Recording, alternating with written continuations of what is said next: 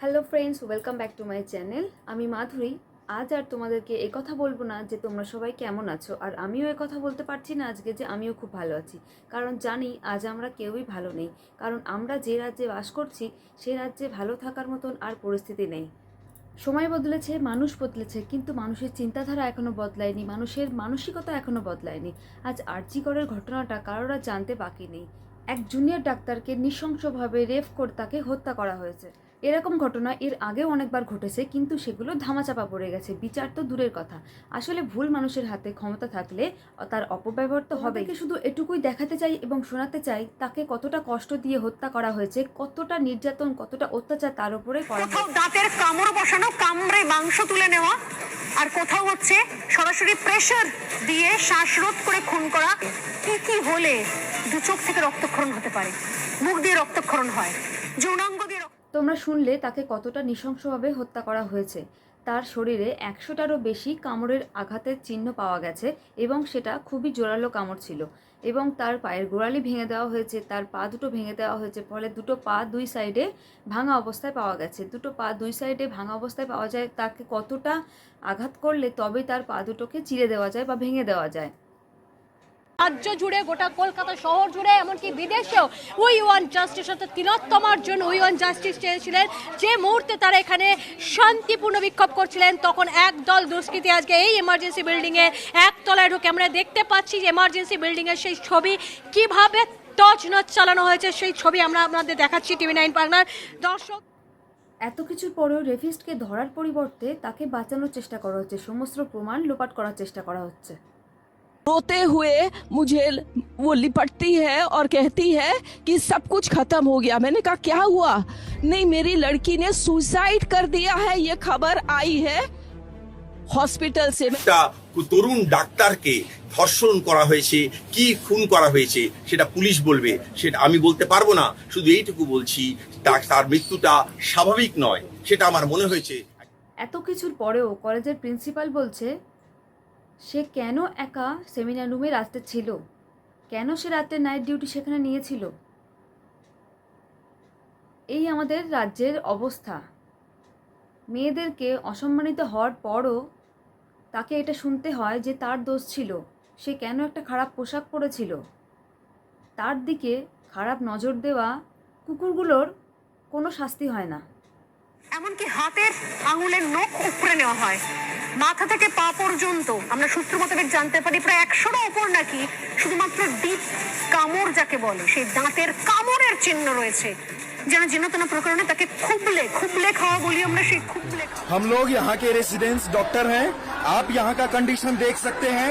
हजारों के संख्या में ये मॉब आया है, हम लोग पे अटैक भी किया है, और इनका मेन टारगेट है कि जो भी एविडेंस है उसको टेम्पर किया जाए। তার যে মাথার ক্লিপ ছিল সেটাকে তার যৌনাঙ্গে আটকে দেওয়া হয়, ফলে তাকে কতটা কষ্ট দেওয়া হয়েছে তা একবার ভাবো। যৌনাঙ্গ দিয়ে রক্তক্ষরণ হয়, যৌনাঙ্গে আটকে দেওয়া হয় মাথার চুলের। আচ্ছা, যেসব নেতা, মন্ত্রী, অভিনেতা, অভিনেত্রীরা ভোটের সময় দরজায় দরজায় গিয়ে ভোট ভিক্ষা করে, তারা আজ কোথায়? কোথায় তারা মুখ লুকিয়ে বসে আছে? কেন তারা সামনে আসছে না? এতটা অমানবিক তারা। মৃতার মায়ের কান্না যেন বিফলে না যায়। তাদের সন্তান তো চলে গেছে, তাকে তো আর তারা ফিরে পাবে না, কিন্তু তাদের একটাই এখন ইচ্ছা, তাদের সন্তানকে যারা নৃশংসভাবে হত্যা করেছে তাদের যেন শাস্তি হয়। সব গঙ্গায় ভাসিয়ে দিয়েছি, আমরা আর কিচ্ছু চাই না, কিচ্ছু না, শুধু যেন যে করেছে তার যেন চরম থেকে চরম। মৃতার মা, তার আজ যে কান্না, তার সন্তানকে, একমাত্র সন্তানকে হারানোর। সে স্বপ্ন দেখেছিল তার মেয়ে খুব বড় ডাক্তার হবে এবং সে মানুষের সেবা করবে। তার যে স্বপ্নটা আজ ভেঙে গেল এবং মায়ের সন্তান কোল থেকে হারিয়ে গেল, এর প্রতিবাদ কিন্তু আমরা চাই। সারা ভারতবাসী, সারা পৃথিবীবাসী এই অন্যায়ের প্রতিবাদ চায়। এই সঞ্জয়ের এবং তার সাথে যে জড়িত আছে এদের যেন কঠোর থেকে কঠোরতর সাজা হয়, একটা দৃষ্টান্তমূলক সাজা আমরা চাই। আর এভাবে যেন আর চলতে না থাকে। এবার এটাকে থামতেই হবে। इसका कारण है मेरा बदनामी हो रहा है, मेरा बदनामी हो रहा है सोशल मीडिया में, मेरा मुख पे कुछ भी बोली जा रहा है। इसके कारण से और एक ये जो लड़की का डेथ हुआ डॉक्टर, ये लड़की मेरा लड़की जैसा है। एक पेरेंट्स होने का नाते मैं रेजिग्नेशन देना सोचता हूँ। এটা হাস্যকর এই দেশের জনগণের জন্য হাস্যকর। পুলিশ প্রথম চেষ্টা করেছিল এই ঘটনাটাকে আত্মহত্যা বলে চালিয়ে দেওয়ার। ছাত্রীর মায়ের কাছে যখন ফোন যায় তখন তাকে বলা হয় তার মেয়ে নাকি আত্মহত্যা করেছে। তারপর যখন দেখছে সারা দেশের মানুষ তো বটেই, বিদেশেও মানুষ এই ঘটনার জন্যে রাস্তায় নেমেছে, আর কেউ চুপ করে থাকবে না, তখন পুলিশ তদন্ত করার জন্য শুরু করে।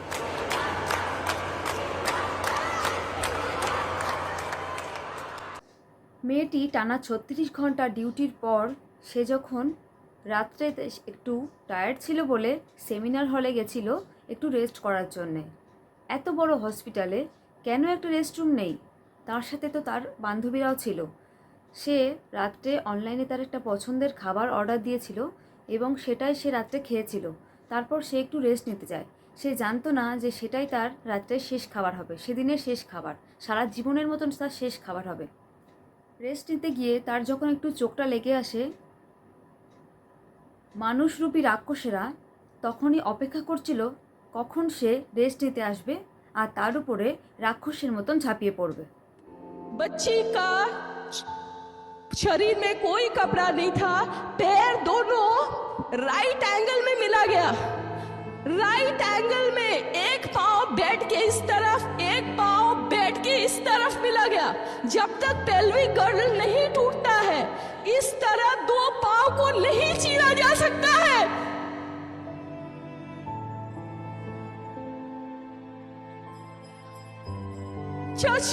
चश्मे को कूटा गया, जिसकी वजह से आंखों से खून निकल गया। गले में हाथ गला दबाकर मारा गया। তোমরা শুনলে তাকে কতটা নৃশংসভাবে হত্যা করা হয়েছে। তার শরীরে 100টারও বেশি কামড়ের আঘাতের চিহ্ন পাওয়া গেছে এবং সেটা খুবই জোরালো কামড় ছিল। এবং তার পায়ের গোড়ালি ভেঙে দেওয়া হয়েছে, তার পা দুটো ভেঙে দেওয়া হয়েছে, ফলে দুটো পা দুই সাইডে ভাঙা অবস্থায় পাওয়া গেছে। দুটো পা দুই সাইডে ভাঙা অবস্থায় পাওয়া যায়। তাকে কতটা আঘাত করলে তবেই তার পা দুটোকে চিরে দেওয়া যায় বা ভেঙে দেওয়া যায়। কতটা কষ্ট দিয়ে তাকে হত্যা করলে তার চোখ থেকে পর্যন্ত রক্ত বেরিয়ে আসে। তার চোখে যে চশমা ছিল সেটাকে ভেঙে দেওয়া হয়, ফলে তার চোখ থেকে রক্ত আসে, চোখের চশমার কাঁচটাও চোখে ফুটে যায় এবং তাকে গলার টিপে শ্বাস রুদ্ধ করে তাকে হত্যা করা হয়। রাত 3টে থেকে ভোর 6টা পর্যন্ত সেমিনার হলের বাইরে 4 জনকে ঘোরাফেরা করতে দেখা যায়। সেমিনার হলের ভিতরে কোনো সিসিটিভি ছিল না, ছিল করিডোরে। সেই সিসিটিভিতে ধরা পড়ে 4 জন ওখান দিয়ে যাতায়াত করেছে। তাদেরকে জিজ্ঞাসাবাদ করে জানা যায় 3 জন ছিল রোগীর বাড়ির লোক এবং তাদের যে কথোপকথন সেটাতে সন্দেহজনক বলে মনে হয়নি। কিন্তু বাকি যে 4 নম্বর ব্যক্তি ছিল তার উত্তর সন্দেহজনক বলে মনে হয়। তার নাম হলো সঞ্জয়। সেই সঞ্জয়কেই তারপরে জেরা করা হয়, তাকে ধরা হয় এবং সে তার দোষ স্বীকার করে। তাকে 14 দিনের জন্য পুলিশ কাস্টাডিতে রাখা হয়। সঞ্জয় যখন সেমিনার হলের মধ্যে ঢোকে তখন তার কানে একটি ব্লুটুথ হেডফোন দেখা যায় এবং সে যখন সেমিনার হল থেকে বাইরে আসে তখন তার কানে ওই ব্লুটুথ হেডফোনটি আর দেখা যায় না। সেটা মৃতদেহর পাশে পাওয়া যায়। তখন পুলিশ সন্দেহ করে এবং তখন থেকে তদন্ত করতে শুরু করে যে তাহলে এই কাজটা সঞ্জয়ের। কিন্তু যখন পোস্টমর্টম করা হয় তখন পোস্টমর্টম রিপোর্টে ধরা পড়ে 1 জন নয় 2 জনের সিমেন্ট পাওয়া যায় তার শরীরে। কিন্তু সে দ্বিতীয় ব্যক্তিকে, তার হদিশ এখনও পুলিশ পায়নি। সে কি এমন কেউ যাকে ধামাচাপা দেওয়ার চেষ্টা করা হচ্ছে? এই রাক্ষসরূপী রেপিস্টগুলোর সমাজে সুস্থভাবে বেঁচে থাকার এবং ঘুরে বেড়ানোর কোনো অধিকার নেই। এদেরকে কুকুর দিয়ে রাস্তায় খাওয়ানো উচিত। জানা যাচ্ছে যে সঞ্জয় নাকি সিভিক পুলিশে চাকরি করত। তাহলে সে সিভিক পুলিশ হয়ে হসপিটালে এভাবে অবাধ বিচরণ কীভাবে? কিন্তু সে কখনোই সিভিক পুলিশের ডিউটি পালন করতো না।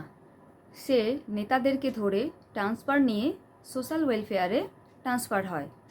তার ফলে সে রোগীদেরকে হসপিটালে ভর্তি করতে আসতো, রোগীদের কারণে বিভিন্ন কারণে সে আসতো এবং সে তার প্রভাব খাটিয়ে যখন তখন সকালে বিকেলে রাত্রে যখন তখন সে হসপিটালে অবাধ বিচরণ করত।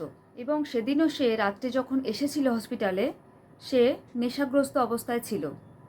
এভাবেই সে রোজই নেশাগ্রস্ত অবস্থায় রাত্রে হসপিটালে প্রবেশ করত এবং বিভিন্ন ডাক্তারদের, জুনিয়র ডাক্তারদের, নার্সদের এবং জুনিয়র সিভিক পুলিশদের, মহিলা সিভিক পুলিশদের সে বিরক্ত করত এবং সবাইকে উত্তপ্ত করত।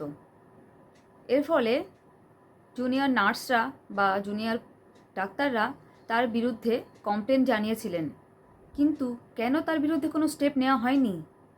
কার হাত আছে তার পিছনে যে স্যার এত বড় সাহস হয়েছে? আজ 2024 সালে এসেও আমরা মেয়েরা ট্রামে, বাসে, ট্রেনে যেখানে যাতায়াত করি না কেন আমাদের উপর কিন্তু সেই কুনজর, কুদৃষ্টি এখনও পর্যন্ত এই রাক্ষসীরা দিয়ে চলেছে। এবং প্রতিটা মেয়ের তারা চেষ্টা করে প্রাইভেট জায়গায় টাচ করার, কিন্তু কেন?